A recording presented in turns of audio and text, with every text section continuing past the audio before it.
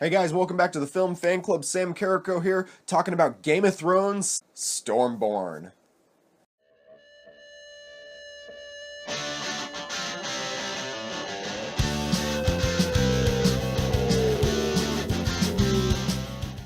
Okay, I gotta admit, I was a little underwhelmed with the first episode. I kind of indicated that in my review. I gave it a lot of slack because it's Game of Thrones. It gets you right back in the thick of it. But really, I was telling this to Hannah. It kind of felt like it was getting you a little bit just kind of caught up on where everybody is since the last season ended. And I binge watched season 6 right before season 7 started. So I didn't really felt like I needed that. So a lot of it was just kind of me just loving it because it's Game of Thrones. This took all that and just brought it up to the next level. We're really, again, starting to get into the thick of it. It's really cool. Right at the beginning, we get to see a lot of Daenerys talking about pretty much just what her plans are, just trying to figure out what her plans are. She's got Grandma Tyrell there just talking to her, kind of plotting, and she's always kind of an interest. She's a wild card because she hates Cersei so much, and it makes you wonder if she's going to betray if she'll betray Daenerys at some point just to try and get Cersei, and if because Daenerys is kind of she doesn't really want to just take on fully just take on Westeros and just conquer it. She doesn't want to be, as she puts it, the Queen of Ashes, which is really good because people have been kind of worried that she's going to become the Mad Queen, which really I think that's going to be entirely Cersei's role. I don't really think we have to worry about Daenerys, but I think they're really trying to toy with that and try and make us believe that maybe she will be. And of course, the red woman shows up, Melisandre, and she tells Emilia Clarke about the prophecy and how the prince or princess who was promised. So that's a very interesting take on something that's been kind of part of the Game of Thrones lore now, and it's really kind of further connecting Jon Snow and Daenerys. And full credit to Ricky, who completely predicted. He said, "I think they're gonna meet up in episode 3," and sure enough, and we see in the preview for episode 3, he's right there in the throne room because Jon Snow in Winterfell we see in this episode, he is completely he's kind of torn. He's the king in the north now, but he's found out that Daenerys is probably the best way to survival in the wars to come.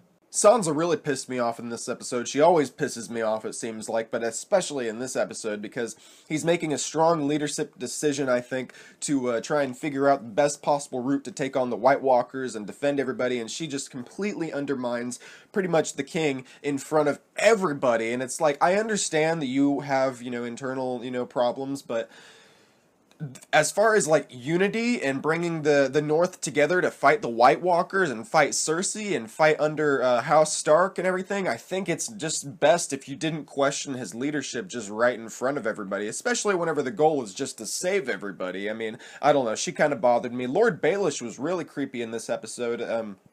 Something that always bothers me is like, why don't you just kill him right there? Because he's a bad dude. We all know he's a bad dude. Jon Snow's choking him out. I mean, he tells him like, hey, your stepmom hated you. I was in love with your stepmom. I'm in love with your sister. Like that's the creepiest dude I've ever heard, and he's like scheming and everything. We know he's a bad guy, so we just want Jon Snow to kill him right then and there, but he doesn't, of course. And I don't like the idea of Littlefinger being left alone, or not left alone, but left in Winterfell with Sansa, because I feel like by the time Jon Snow gets back, it's not going to be exactly how he wants it to be. It's not going to be exactly how he left it, but that's a risk that he's taken.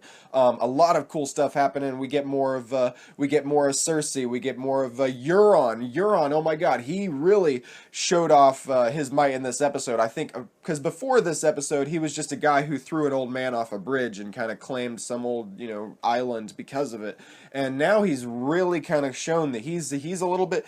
He reminded me a little bit of Ramsay. Was when Ramsay goes into battle a little bit in season 4 and 5. We kind of see that he's a crazy, gleeful kind of guy, and that's kind of exactly what Euron is. I love the architecture, the way that their ships are built with the giant octopus squid on the front, and the squid's head kind of becomes a ram, and then it's just so cool, the military tactics that they use, but also it's just really confusing because it's Greyjoy versus Greyjoy, so you would imagine they would accidentally kill each other, or some of the people on the same side, because we see in Battle of the Bastards that there's people accidentally killing people on the same side, or maybe that's a very possibility. It's very realistic.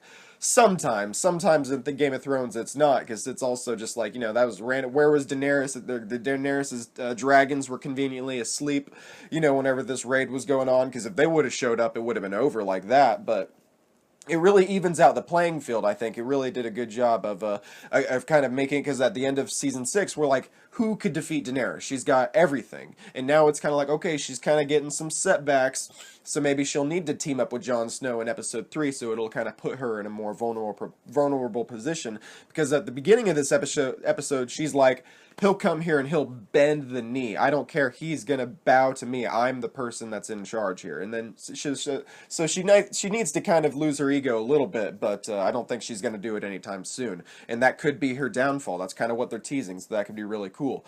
Getting to see Arya, the reunion between Arya and Nymefery, the dog from season 1, was really nice, because it's kind of the way I watched the little behind the scenes thing that the creators did talking about that scene, and it was really nice. It just kind of shows how both characters have changed since we last saw them, and that's pretty much, from her point of view, that's how Arya was too. She saw Arya, she knows her, but she doesn't really know her. That's not you, is what Arya said to the wolf, and I feel like that the feeling was kind of mutual, because they both have kind of gone their own way, and it's a good metaphor, I think, for how Arya was, she tells her, when her dad tells her how he envisions her life playing out, she says, that's not me.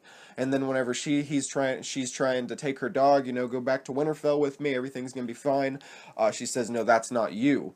So that was a really nice kind of just little moment that calls back to season 1. There's a lot of like nostalgic kind of, stuff about this episode, talking about, Ned Stark. We see the statue and everything. Overall, this was a really big improvement, I think, on episode 1. It really raised the stakes, raised the action level of it. It was just really good. I mean, man, we hadn't really seen a full-fledged, like, ship battle, I don't think, in Game of Thrones yet. So they really pulled it off here. It was a really job well done, I think. And man, that scene with Theon at the end, I honestly can't blame him exactly. I mean, he could have charged at Euron, but if you look at I think you see a wide shot where Euron's got like 2 or 3 other guys just sitting there off to the side that are willing to attack Theon right as he runs at him. So the best thing he could have done was just save himself, so that way maybe he can go, get Yara eventually, because I don't think he killed her just right there. It would have been more dramatic and painful if he would have killed Yara right there, but he didn't. I imagine that the gift that he's going to bring Cersei will be the Sand Snakes, and they will get revenge for killing Marcella in season 5. So that'll be interesting to get to see. Lots of groundwork that's still getting laid down, but especially, I don't think we saw much of the Hound. We didn't see any of Bran, so there's still a lot of stuff, little threads from episode 1 that we haven't picked up on yet. But really, it was just nice getting to spend this much time with Daenerys and get a lot of action, because a lot of setup, and now it's time to start getting the payoff. There's only 5 more episodes left this season, and we're really getting into it. What did you guys think of this episode? Let me know in the comments section below.